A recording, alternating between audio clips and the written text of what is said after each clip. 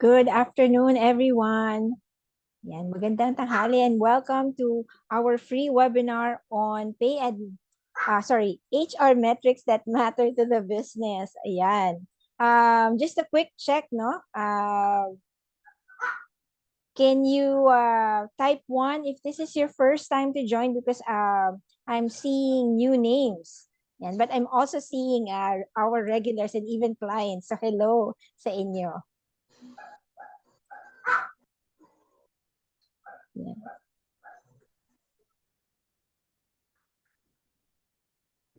Ayan. So welcome to all those who are joining us for the first time. Ayan, welcome to the Talent Reach webinar. Every month we do a free webinar such as this one. And we also have paid webinars also online. Yeah. So for the benefit of those who are joining us for the first time, my name's Aimee, and I'm the project manager for Talent Reach. Just allow me to introduce to you Talent Reach. We are a human resource consulting company, and we are conducting not just public programs, but also in-house programs. Okay, let me just quickly share my screen here. Ayan. Okay. Hold up. Screen. Okay.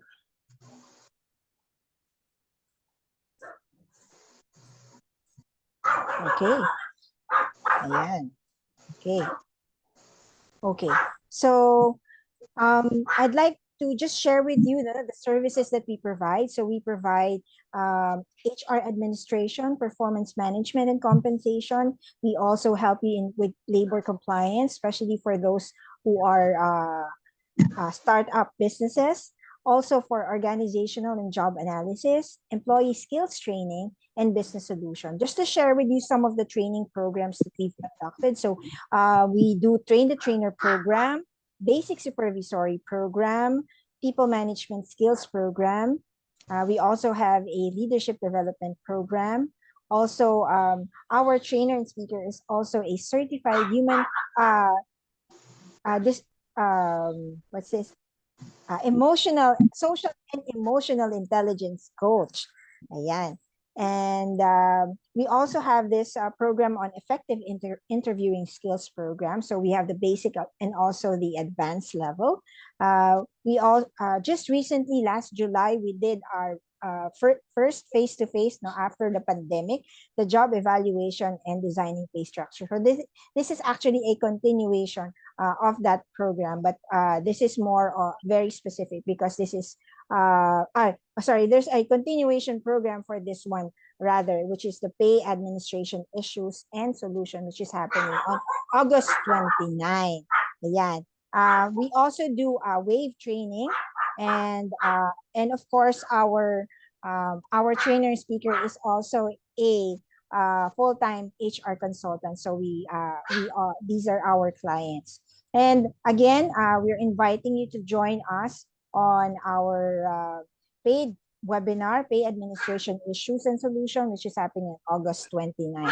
All right. So for the benefit of those joining us for the first time, we are going to share a short video introduction for our trainer and speaker for today.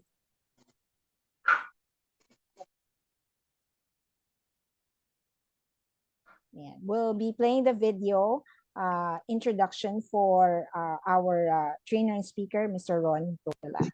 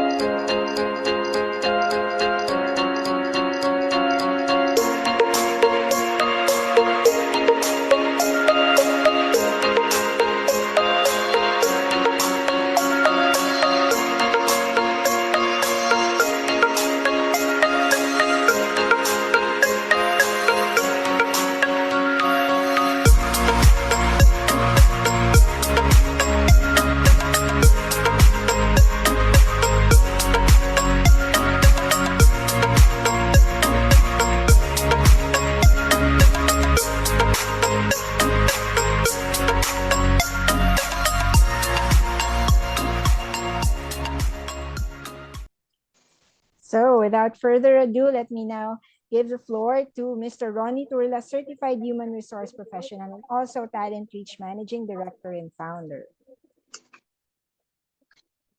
And hello, good afternoon to everyone. Welcome to our free webinar on HR metrics that matters to the business. Yeah, so welcome to everyone who's joining us for today. Again, for those who are new and those who have regularly attended our free webinar. So for this month of August, we have decided to talk about the topic on human resource metrics. And this afternoon, we're going to have a short, but meaty discussion, and I hope that this informative session will help you in your own respective jobs as HR professional. No? So, as you all know, I am a certified human resource professional, CHRP, and I have been in the field of HR for the past 23 years. Time has gone very fast, and today I'm going to again share, which is part of what we do here for Talent Reach, that we try to regularly provide valuable information to everyone, especially in their own respective fields. Ayan.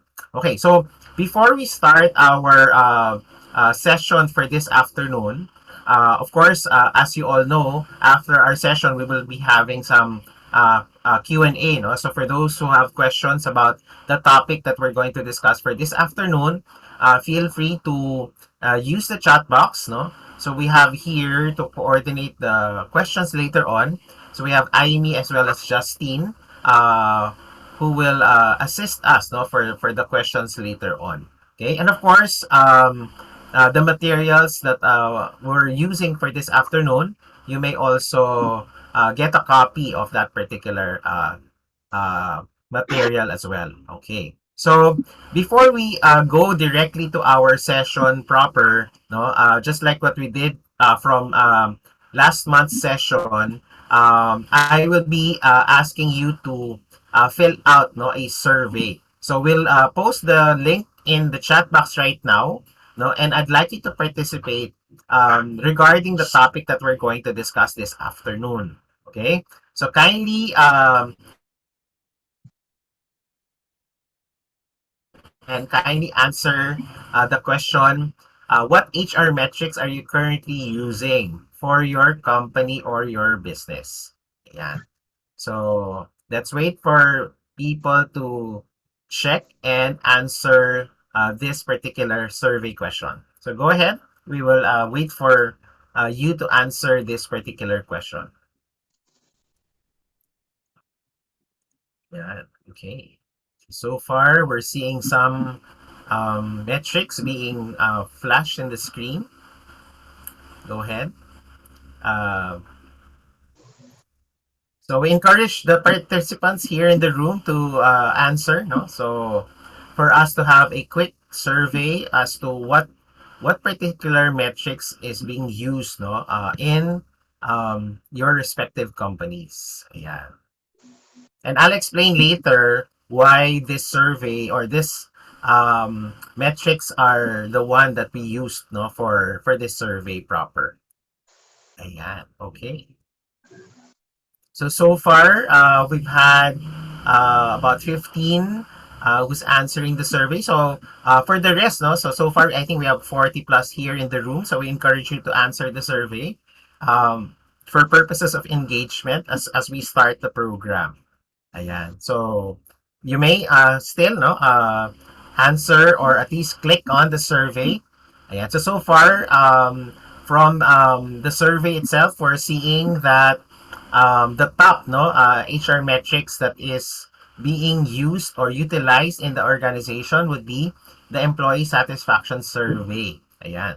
So far, yun yung ating most common metric that most of you here in the room utilizes in your own respective companies.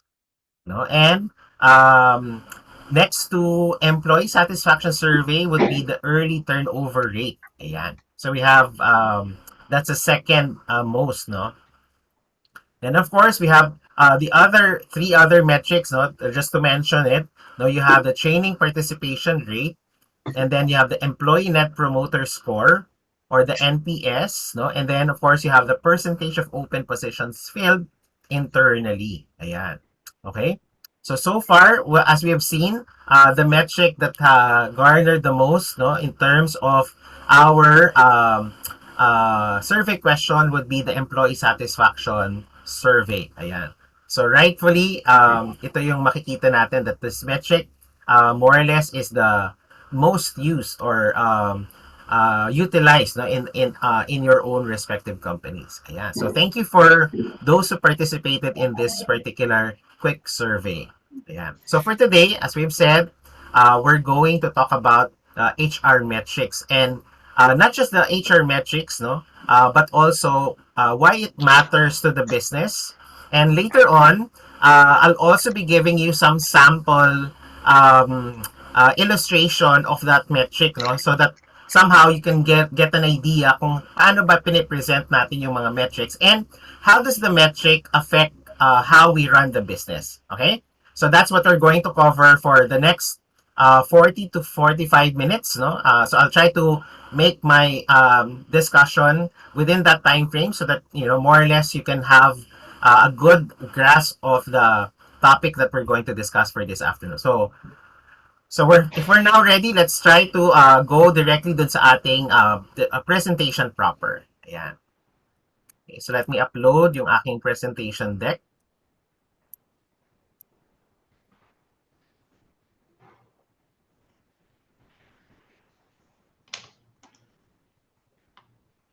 Okay, so again, the topic on HR metrics is very timely right now because, as you can see, in terms of human resource management, we need to understand how we influence the business. No? And one way to see how we influence the business is through measurement. No? So, using HR metrics is not just simply counting or just reporting. No? It's important that we also get some insight. No? When we look at metrics, we have to remember that we draw insights from the metrics. No? More than just for the sake of compliance or for the sake of monitoring it.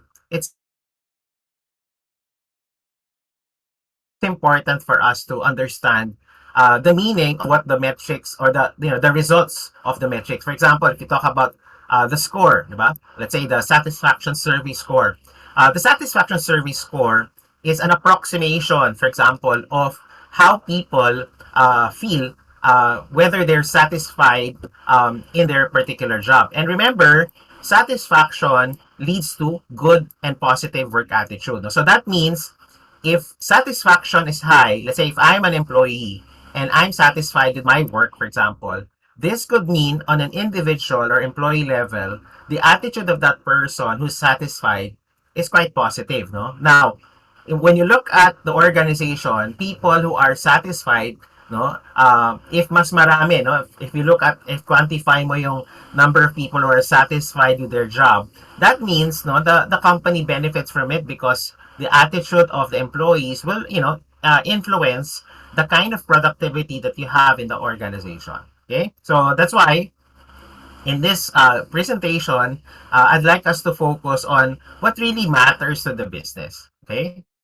so first off, when you talk about the HR metric, an HR metric is a quantitative or qualitative factor or variable which offers a simple and reliable signal or means to measure an achievement. No? It also reflects changes connected to an intervention, to a project, an activity, or a task. No? And an indicator, an HR metric, helps us assess the performance of a particular variable.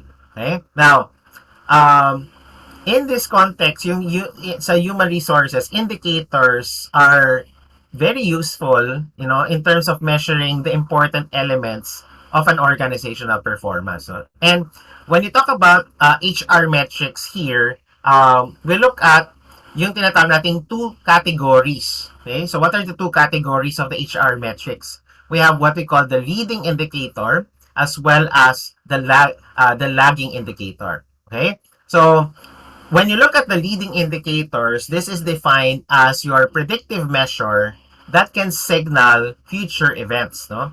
They give the organization the idea of what might happen in the future based on current condition. Okay? So, example of that, no, yung satisfaction survey natin is a useful indicator for your employee turnover rates, for example. So, what does that mean? So, ibig sabihin, kapag yung employee satisfaction natin is mataas, so that would mean it has an effect in terms of the employee turnover. What does that mean? That could mean that lower yung turnover natin kasi mas maraming satisfied. But the reverse is true when the satisfaction is low. So that means pwedeng tataas employee turnover. Something like that. No? So that is what it means that it is a leading indicator. Okay? So that's the first category of your HR metric. Now, the other type or category of an HR metric or an HR indicator is yung tinatawag nating lagging indicator. So, lagging indicator are reactive or post. No, it occurs after the fact. No, it provides you an information about past events and performance, and it's normally used to evaluate the success or a failure of a project or a strategy. So again, as an example, sa lagging indicator natin, the total number of employees who left the company in a given period. For example, no? So kung titingnan natin, the lagging indicator here, kanina sabi natin sa leading indicator is satisfaction survey score, no? Now, when you look at the lagging indicator, no, and you count how many people left the company by end of the year, so that is a lagging indicator. So that means, no, whatever projects or programs that HR did for the rest of the year, ito yung naging effect. So, ibig sabihin, people left the company. So, ito yung lagging indicator natin. Okay? So, again, just to for us to remember, no, quickly remember, pag sinabi nating leading indicator, so that means it's future-oriented. Lagging indicator means past. Okay? So, yan yung ibig sabihin natin ng leading and lagging indicator. Okay? Now, in terms of the most common HR metrics that we can utilize in HR, here are the 6 most common HR metrics na pwede natin gamitin. And I'll be showing some examples of this later on as we progress in the program. Okay? So on top of the most common HR metric would be the turnover absence metric. Okay? So very common yan. Second would be the competencies or the training metrics. Later on, I'll also be showing that.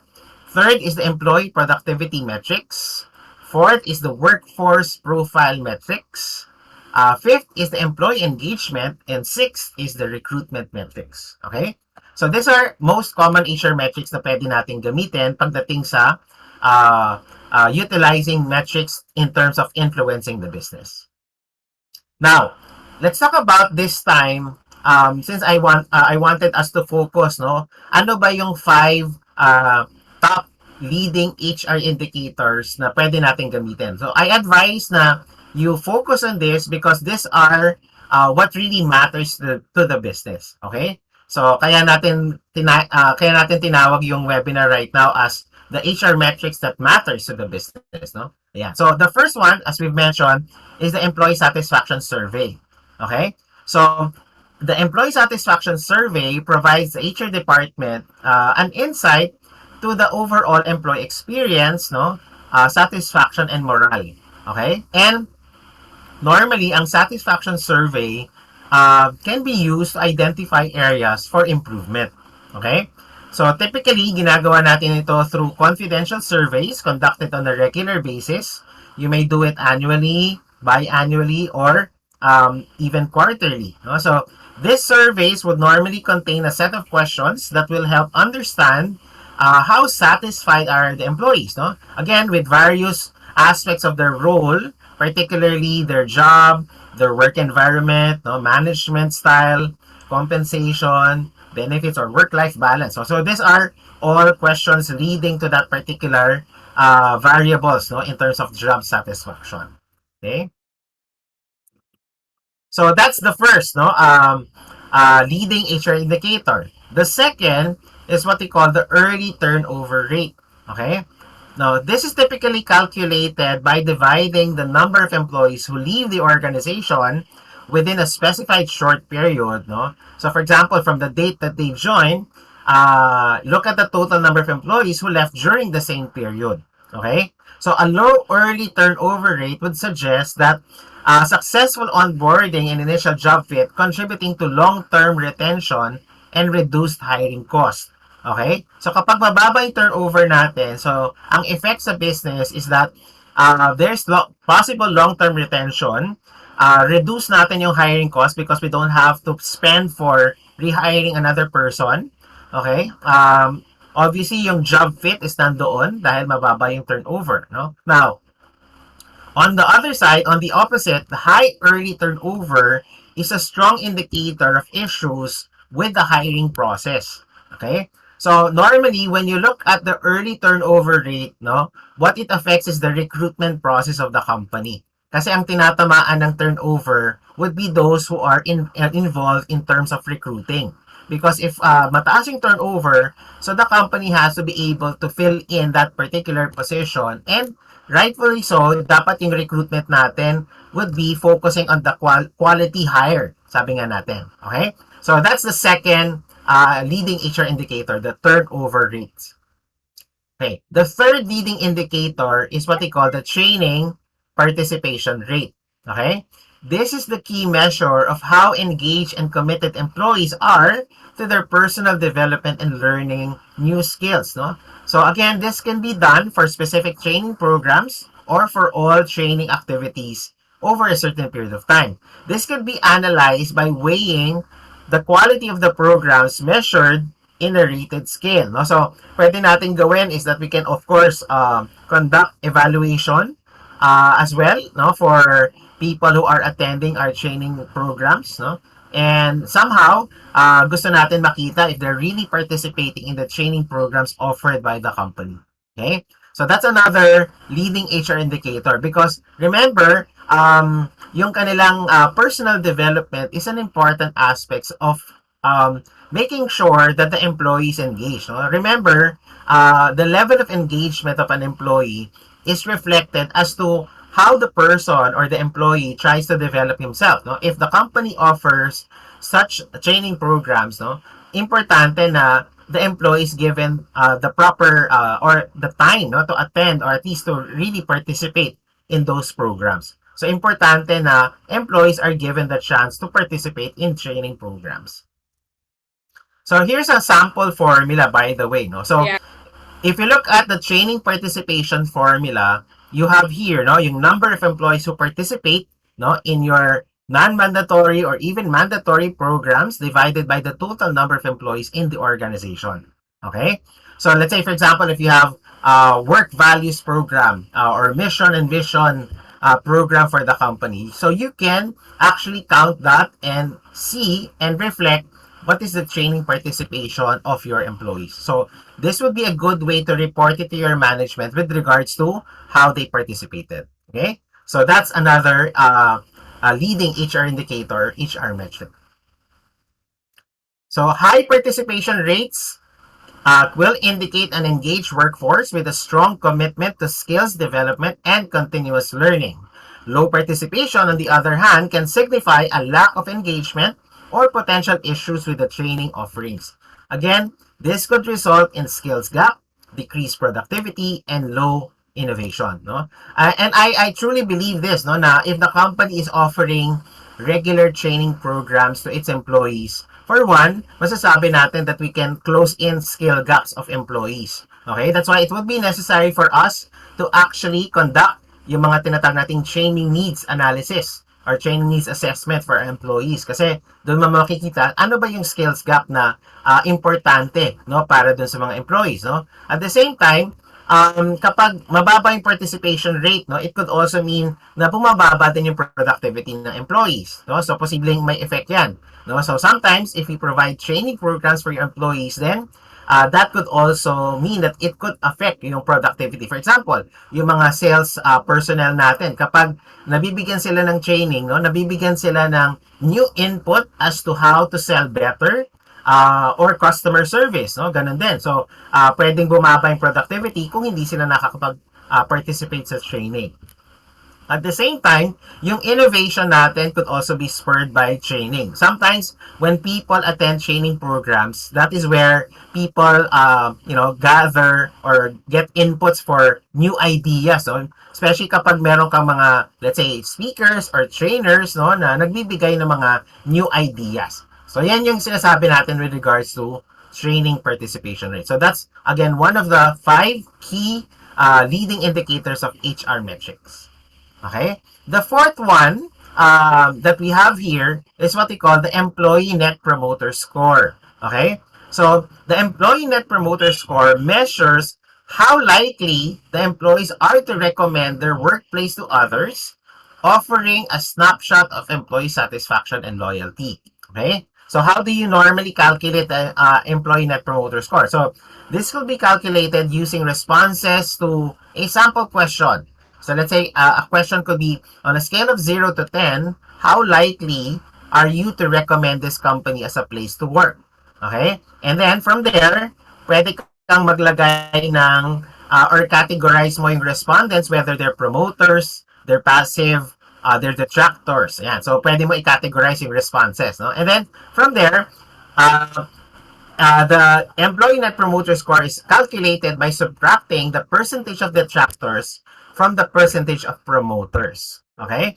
So that's in a nutshell kung paano kino-compute yung net promoter score. So this is one of the most common KPIs. No? So in terms of performance indicator, pagdating sa HR, this could be, if you're, especially if you're using a balanced scorecard, pwede mong gamitin yung net promoter score kasi masasabi natin that this one really indicates whether employees are becoming a fan of the company or not. No? So yung employee loyalty also shows in the net promoter score. Now, remember, a high net promoter score means employees are likely to recommend the organization as a great place to work, and this can enhance employers' brand and attract top talent. A low net promoter score can harm the employer's brand, making it more difficult to attract and retain talent. It may also be an indicator of underlying issues that needs to be addressed. Okay? So, malaking factor pagdating sa talent acquisition to have a good employer brand. No? So, I remember in previous months, I was talking about talent acquisition, and when it comes to talent acquisition, it's important for us to create a good and attractive employer brand. Okay? So, in terms of employer branding, makakatulong itong metric na to measure whether the employer branding ba is something that is attracting the right kind of talent that we have in the organization. Okay? So again, this is a metric that you can consider, and you can conduct this in your respective organization as a way of trying to measure yung loyalty or satisfaction of employees. Okay? So that's again the employee net promoter score. The fifth one, in terms of the top leading HR indicator, is the percentage of open positions filled internally. So this is the fifth, amongst the 5 top leading. No? So this metric can tell HR a lot about the effectiveness of their talent development and retention strategy. So high rates can indicate successful internal growth and development programs. So here's a simple formula that you can use pagdating dun sa percentage of open positions filled internally. So that would be number of open positions filled by internal candidates divided by the total number of positions filled during the same period. Ayan, para makuha mo yung percentage of open positions filled internally. Ayan. So yan ang the fifth top leading HR indicator. So remember, a high percentage signifies successful internal mobility and talent development programs. It could also lead to increased employee satisfaction as well as improved retention and of course reduced hiring costs. So these are things that really matters to the business kasi remember kapag may employee satisfaction, there's improved retention, and there's reduced hiring costs. No? Sabi nga natin, these are things that we can do and contribute to the business that will really help us become more strategic for the business. Okay? On the other hand, a low percentage can indicate a lack of career development opportunities, potentially leading to dissatisfaction and turnover as well as increased hiring costs. Nowadays, Again, it's important to promote career development in your organization. Okay? So, kailangan pag-usapan nyo na sa company nyo, paano ba tayo pwedeng mag-promote ng career development. No? So, one way that you can do that is to be able to see how many people inside the company yung pwede nating ma-promote, pwede nating ma-move or ma-deploy into another position, for example. And because of that, when there's internal mobility, no? So, minsan di natin napapansin yan na meron bang internal mobility sa company right now? Or lahat ba ng employees natin kinukuha natin from outside, for example? And because of that, kapag mataas yung ating internal mobility, na-fill up natin yung position, in a way, pwede natin masabi that there is really high employee satisfaction. Kasi kapag nakakapag-promote tayo ng mga internal employees, no, yung homegrown na sinatawag natin, somehow, no, it is a good reputation of the business trying to promote from within. No? And remember, one of the most successful employee development strategy is to promote from within, to develop yung iyong homegrown, sabi nga natin. No? So, it's not always easy to be able to hire from outside and try to develop them. Pero kapag meron tayong mga homegrown personnel or employees, we can focus on them and try to develop them further. Okay? So again, this is a good internal metric na pwede natin gamitin so that it can of course give us an insight kung paano natin pwedeng ma-improve pa yung ating employee development initiatives. Okay?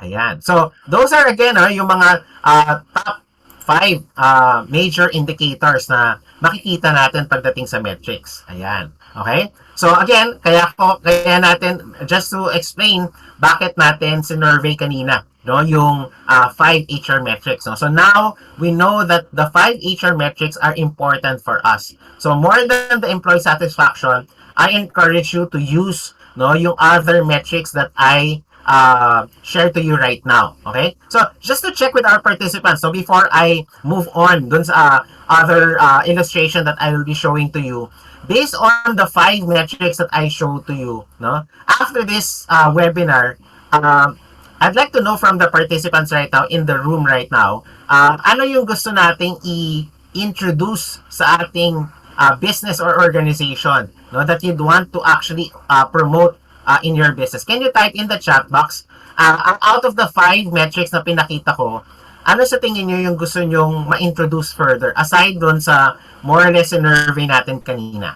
Can you type? Ayan. It's very good. Sige. Maybe we can read it, Aimee or Justine. Can we try to read some of the um, uh, examples? No? Ayan.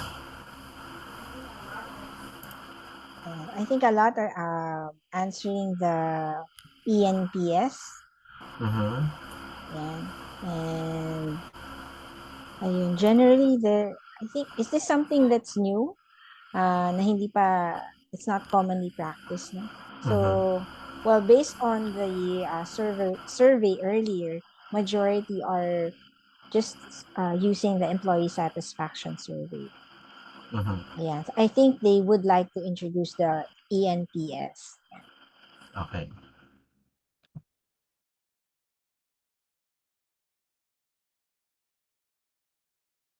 Yeah. Okay. So thank you for that, no, for sharing that with us, no, yung inyong ano, no. Ayan. Okay. So that's good, no. So later on, I'll be sharing with you other HR metrics formula, no. But before I do that, no, just for illustration purposes, I'd like to show you some illustration for our HR metrics, no. So yeah. So again, this will be provided to you. If you'd like to request a copy, no? Is that right, Aimee, no? We will be providing yung ating handouts, no? Is that right? Yeah. Well, we're offering it for only 199. That already comes with your with an e-certificate. So you just simply need to email us at italentreach@gmail.com if you'd like to request. Get a copy. Yes, to get a Yeah. copy. Yeah. Ayan. Okay. So, let me share with you, no, para magkaroon tayo ng better understanding in terms of yung how metrics can be computed, no. So, I'll be showing to you some samples here in terms of the formula and then paano siya na-illustrate. Okay? So, here's a sample of the turnover rates. Ayan. So, again, sample ito para ma-compute natin yung employee turnover rate.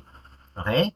Now, when you present employee turnover, for example, you can present yung turnover na voluntary, di ba? Kasi alam natin, no, just to mention, no, in terms of employee turnover, meron kang tinatawag na voluntary and involuntary. Okay? Anong difference ng dalawa? Voluntary is normally the ones na nag-resign.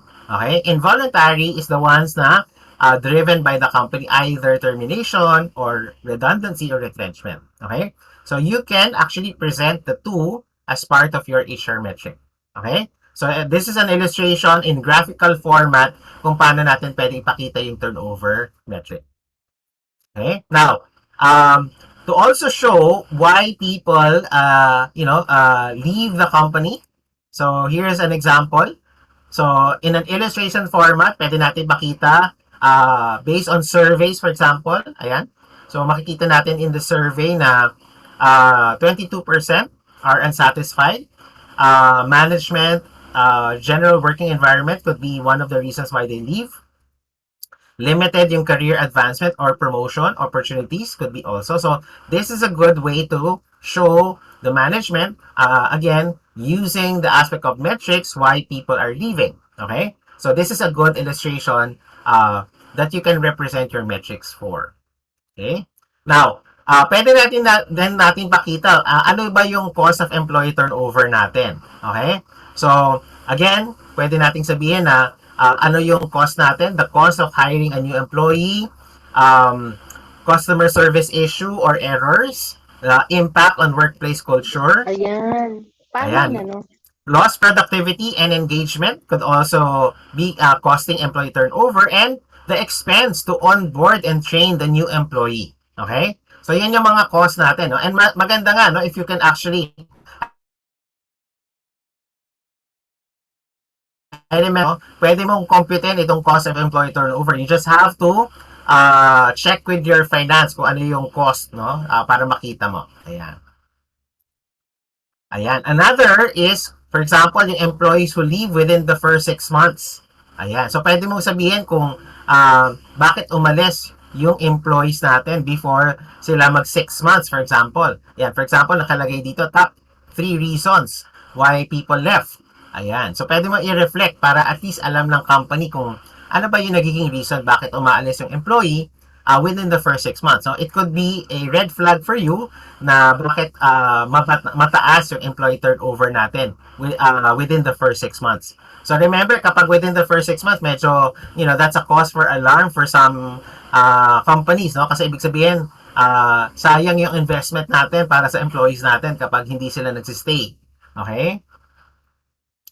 Also, what causes turnover? Again, it could be a push and pull aspect, di ba? So we have push factors, the perception, minsan perception of limited opportunities. It could be excessive workload due to managerial inefficiency. Okay? The absence of recognition or rewards, no? Or the lack of respect for personal life, no? So, meron ba sa atin dito? Can you can you raise your hand kung meron ba kayong push factors na nakikita right now in your organization? Sige, you may raise your hand kung nakikita natin na may mga push factor that can lead to the turnover. Okay? Meron din, of course, what are pull factors? You have job offer with greater compensation or decision-making power. No, the desire to follow a lifelong career dream.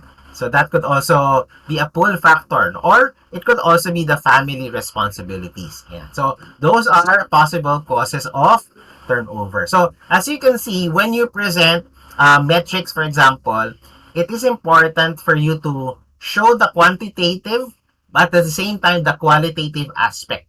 Okay? So pagdating sa HR metrics natin, kailangan ipakita natin yung ating quantitative, no? And together with the quantitative, we have to explain and put certain context by putting in the qualitative. Okay? So such as this, no? So may mga qualitative explanation kung bakit umaalis yung ating mga employees. In this example for the HR metric. Okay? Oh, another example of an HR metric could be an absenteeism rates. Okay. So sa absenteeism rate, ito yung formula that you can try to follow. Ayan. So take a look at the formula and you may compute this in terms of your number of work days in the company. Ayan. Now, in the illustration, pwede mo ipakita the absenteeism rate by days, and then ano yung days lost per employee per annum. Ayan, so pwede mo ipakita kung nata-track mo yung employee absenteeism, pwede mong gamitin yan, yung employee absenteeism format. Okay? Now, if you'd like to track no yung employee attendance natin, yan, pwede ito. This one, we will be providing this to you so you can track no the employee attendance year per employee. Makikita natin. Okay? Ayan. So, sorry, if you implement this employee absence, pwede mo ipakita yung employee absence niya in terms of whether the person was on vacation, personal, or on sick leave, for example. Pwede mong gamitin as an employee tracker for employee absence. Okay? Is this so far, yun bang pinapakita namin sa inyo so far right now are useful to you? Can you type in the chat box if you think that these are useful metrics and illustration for you? Ayan. Thank you. And I hope no I hope na naging worth it yung time natin of listening to this particular note. Let me continue. Ayan. Okay. So, another metric na pwede natin gawin, no, is the employee performance, no, performance rating. So, here's an example of an employee performance review. Ayan.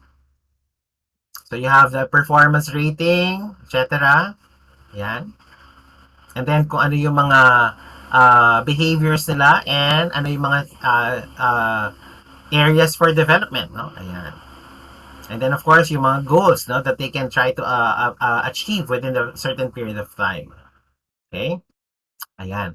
Now, pwede mo rin ipakita in terms of yung results ng iyong performance appraisal, no? Yung summary. Ayan. So, very important, no? One of the metrics na I normally don't find na ginagawa ng maraming HR is yung performance appraisal summary. So, it's important, for example, na yung ating performance appraisal sinasummarize din natin because remember performance appraisal is a good input in a lot of HR functions, particularly for employee development, for compensation, training, no? So kasama 'yan, no? So these are things na pwede nating siyang i-monitor or i-track so that we can be able to substantiate yung ating HR function. Okay? So yan. So, yung training hours kanina na pinakita ko, pwede mo rin siyang gawin ganito. You have the average training hours, for example. Yan, some total training hours divided by the total number of employees. So, you can illustrate it. No? Ayan. And then, you can also present no, kung ano ba yung more or less methods of training that you're providing for your company. Would it be in person, hybrid, online, or hands-on? No? So, para makita natin na ano ba yung pinaka-effective pagdating sa training method na sinasabi natin. Okay? And then, of course, you can try to put in the category kung sino yung mga uma-attend pagdating doon sa training participation rate mo na pinakita natin kanina. No? Ayan. And then, ilan yung mga tao natin na merong qualifications. No? Ayan. So you can present yung ano yung qualifications ng mga tao mo. Sino yung merong bachelor's degree, sino yung may diploma, no? So one of the metrics na pwede nyo gamitin is actually workforce quality na tinatawag, no? So that will depend on ano yung mga professional qualifications ng ating mga employees. Okay? So you can also present this as part of your employee development, no? Ayan. Now, another example, this time in terms of competency, competency metrics na tinatawag natin. No? So, here's a sample of using competencies, no? And then putting in the rating and probably the target. No? So, this one probably will require a totally separate webinar as well. No? So, we'll try to offer this eventually to from Talent Reach, no? So this is an example of a competency rating. Ayan. Okay? So So I hope no yung mga so far yung mga pinakita kong mga illustration of the metrics no na makikita natin, these are examples of metrics that really matters to the business itself. Okay? So I hope no nakita natin yung importance of measuring no in the function of human resource management. Okay? So yan. So again, I hope that you'll be able to apply no yung mga HR metrics, especially yung 5 key HR metrics na pinakita ko kanina. Okay? So if only that you can apply those particular metrics for your business, for example, I know that it will really make an impact to your organization. Okay? So yan. So now at this point, no, since sabi ko nga, no, I'd like to make my webinar short, no, so that I can be able to engage with the participants for questions that you might have. Okay? So kung meron kayong particular question that you'd want to know or that you'd want to ask as part of this short webinar, no, so this is now the time to do so. Okay? So let me now open the floor for some questions that you might have, particularly on the aspect of the HR metrics that I've discussed. Yes. Okay. So while you're thinking about your questions, I'd like to invite you to answer a short survey because we would like to hear your feedback about this webinar. That's also your chance to, suggest anything that you would like us to discuss, no? As an offering, whether it's free or paid, what for as long as it's something that we're able to design for you, then we're very much willing to arrange a program for that. Yeah. So there's the on the chat box, you will see the link to the feedback form. So we invite you to answer. It's just around 5 questions, if I remember it correctly. Ayan. So that we would know. Of course, we're not perfect. We're always striving to provide you with practical topics that would be very helpful for you. Yeah. Ayan. For training, let me just read on this one. For training, it would also be good if we can show how a training improve the competency of the participants. Would be good to show this to the stakeholders. Yes, I agree with that. No, we do training, in-house training programs, and part of part of the offering that we do, aside from conducting the training itself, is that we provide a training summary where we put in our observations, results of the assessments that they take in during the training program, as well as our recommendations. So normally they do there's like 30 to 60 days observation, and then they return to us and tell us, share to us the changes that they've noticed, they've seen, which is from after training, after having the training program. Yeah. Okay, so if you have questions, please put them on the chat box, especially those who are still here. Ayan. Also, again, on August 29, that's next week on Tuesday, please do join us on our online workshop. It's a 2-hour online workshop. It's pay administration issues and solutions. So if you've attended the job evaluation, this is a more specific topics, because we will focus on the pay administration issues and also provide solutions. So there will be some case studies that will be shared in that training program. Ayan. Since our trainer is a full-time consultant, so yung mga i-share niya doon are actual uh, cases, no, from clients, and also from those that he's helped, from the companies that he's helped in the past. Ayan. Okay. I just like to no, to add something, no, just to give some illustration lang dun sa HR metrics, no. So, based on experience, no, what I've normally seen when you try to compute your HR metrics, no, let me give a specific example.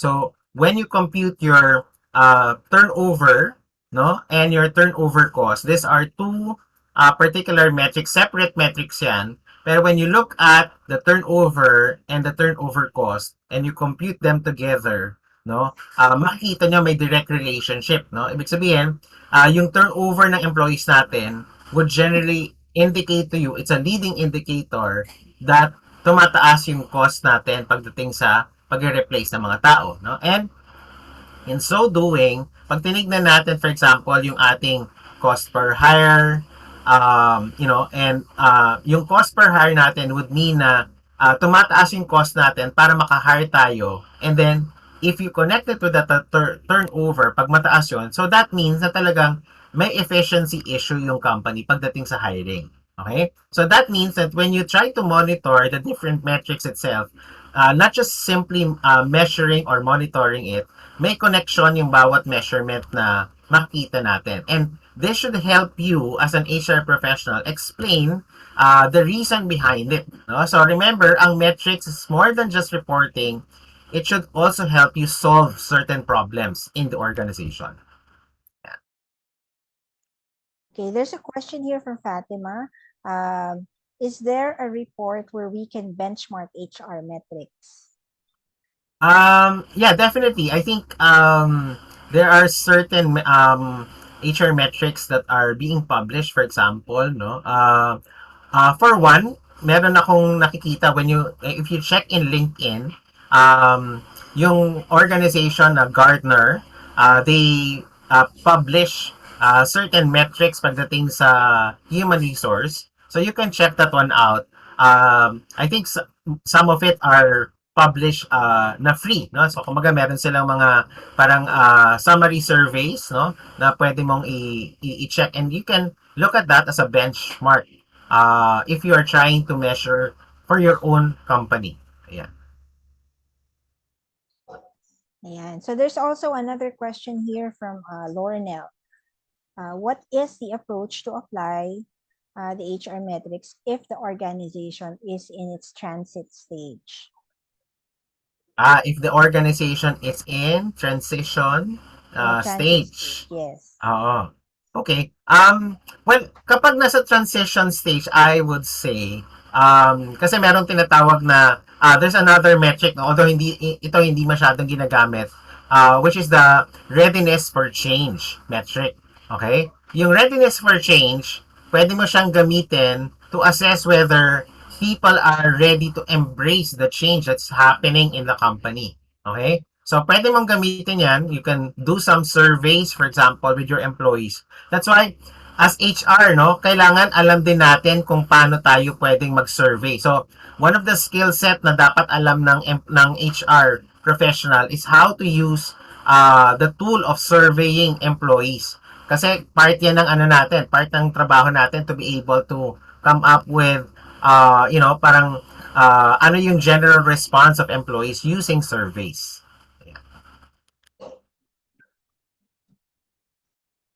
Yeah, I think there's another question here. Oh, okay, from Jem. Thank you so much for providing this free training. I'm from a startup company. I want to create an HR report at the end of this year. Ayan. Ayan. She says she's also planning to conduct an ENPS and add it to my report. Thank you very much, Jem, for sharing Yeah, that with us. so I Appreciate think that. yung handouts that you will be getting could lead you to that, no, to for you to come up with a more or less a summary report, no, na sinasabi natin. Yeah. Yes, that's correct. So, again, for those who are interested to get a a handout or the exact presentation material that was used on this program, you can send us an email at italentreach@gmail.com. Please do also, if you're not yet following us on our Facebook page, please do follow us because we regularly post our events or our programs there, as well as share some insights. No?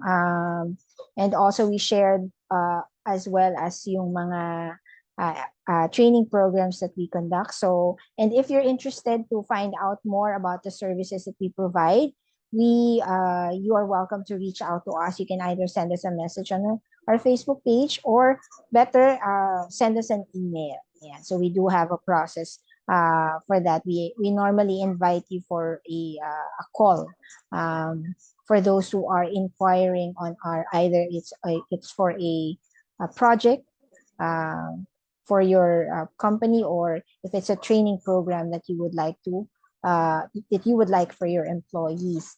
Yeah, I think there's a question here.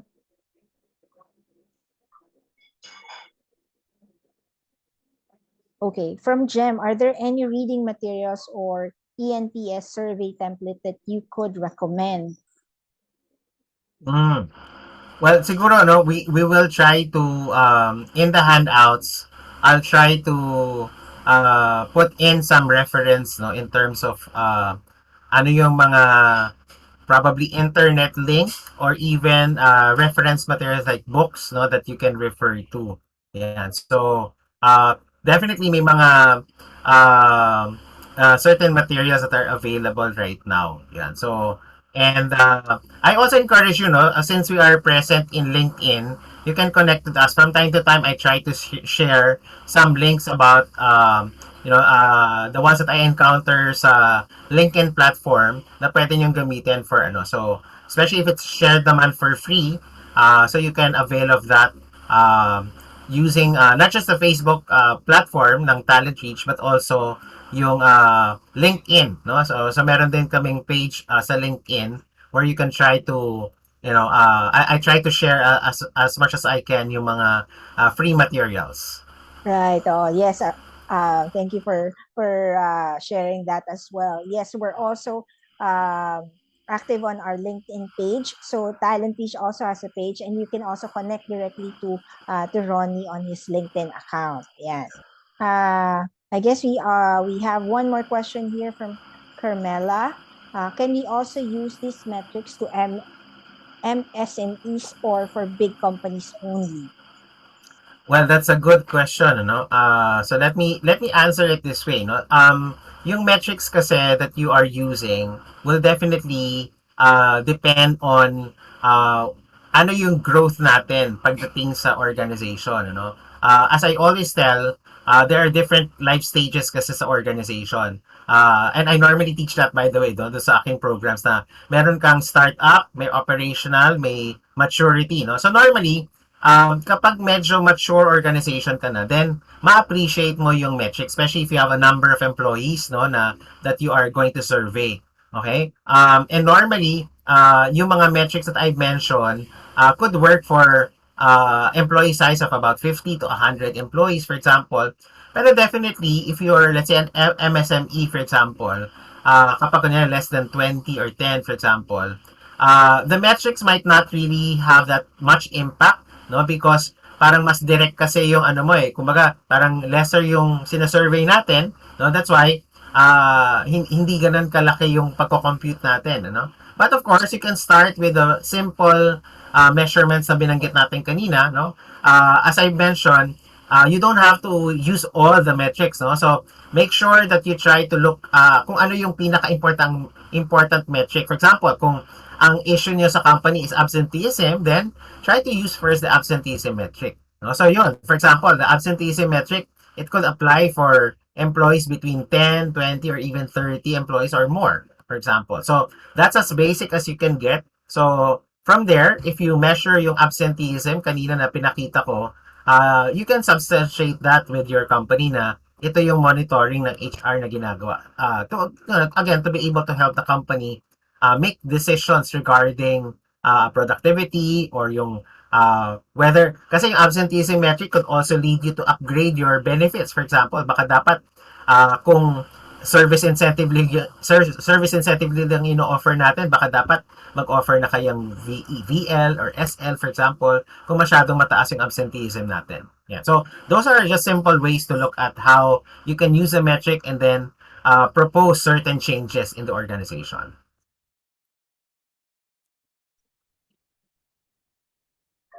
Yeah. Okay. So I guess we can take in one more question before we close. Okay.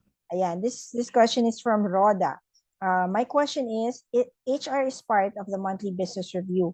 If the ESS is being done annually as well as the ENPS, and if the turnover rate is low or almost don't change aside from absenteeism, training participation, and ROI? What other metric HR may present in the monthly business review? And is there a metric or employee engagement, or it's the turnover rate already? Well, I would say no two things no based on what based on what I understand from your question. Two metrics that you can try to suggest or monitor. Number one, performance appraisal scores. No, so that's one. Number two is employee engagement. No, so whether the person feels engaged in the position itself. So those are two other metrics na pwede mong gamitin or at least i-measure for your employees. So that one I would suggest. Aside from the top five na minention natin kanina. Yeah.